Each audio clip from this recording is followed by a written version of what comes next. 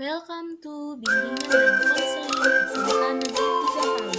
Saat ini kita akan mempelajari mengenai manajemen waktu yang baik. Fase E, kelas 10, aspek kesadaran tanggung jawab dengan capaian layanan, berinteraksi secara harmonis dengan orang lain sesuai hak dan kewajiban. Ya, adik-adik sekalian, sesuai dengan judul materi yang Ibu sudah sampaikan di slide pertama, yaitu manajemen waktu yang baik. Di slide kedua ini ada kalimat yang mengatakan always be on time. Ya, betul sekali adik-adik. Di sini kita akan diajarkan bagaimana untuk selalu tepat waktu. Ayo belajar manajemen waktu dengan baik bersama Ibu Sarah Stefani Tangkialo, SPD.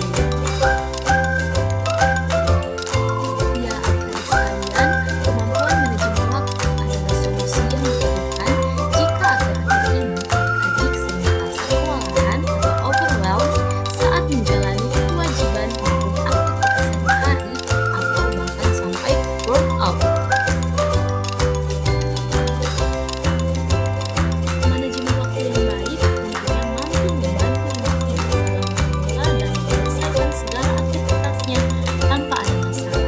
Betul sekali adik-adik, dengan adik-adik mampu memanajemen waktu dengan baik, tentunya adik-adik akan dapat menyelesaikan segala aktivitas adik-adik sehari-hari tanpa ada masalah, karena otomatis adik-adik bisa mengatur waktu dengan baik tanpa adanya satu aktivitas pun yang terbengkalai. Lantas, bagaimana sebenarnya cara time management atau manajemen waktu tersebut? Yuk pelajari bersama-sama. Nah, adik-adik, sebelum kita melangkah lebih jauh, terlebih dahulu kita harus mengetahui apa sih pengertian manajemen waktu. Masing-masing individu pasti memiliki kesibukannya tersendiri. Manajemen waktu adalah bentuk upaya yang bisa dilakukan guna membagi porsi waktu yang Anda punya atau yang adik-adik punya untuk masing-masing kegiatan tersebut. Nah, adik-adik, ketika menerapkan strategi ini, adik-adik tahu kegiatan mana yang menjadi prioritas sehingga harus menerima porsi waktu yang lebih banyak daripada lainnya. Dengan kata lain, pengertian time management adalah upaya menentukan skala prioritas waktu agar tetap efektif digunakan dalam keseharian Anda. Nah, di sini yang dimaksudkan adalah contoh dari keseharian adik-adik, aktivitas adik-adik mana yang menjadi prioritas utama.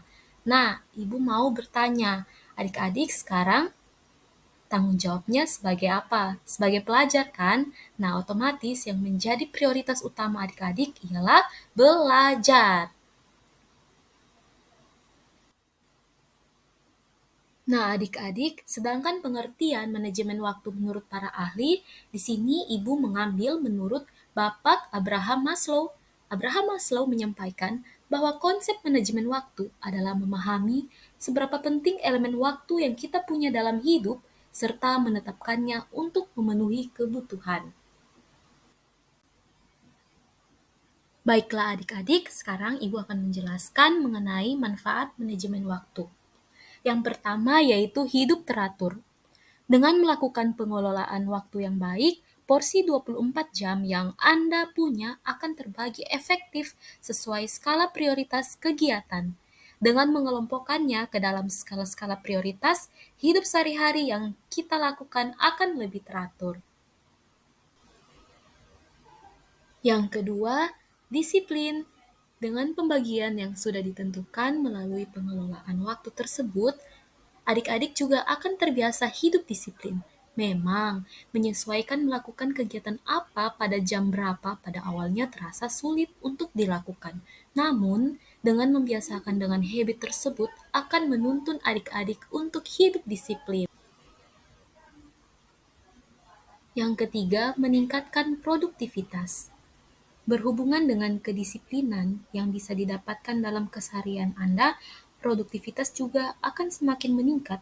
Dengan disiplin melakukan suatu kegiatan di jam-jam tertentu akan memudahkan Anda untuk mengatur pengerjaan tugas lainnya.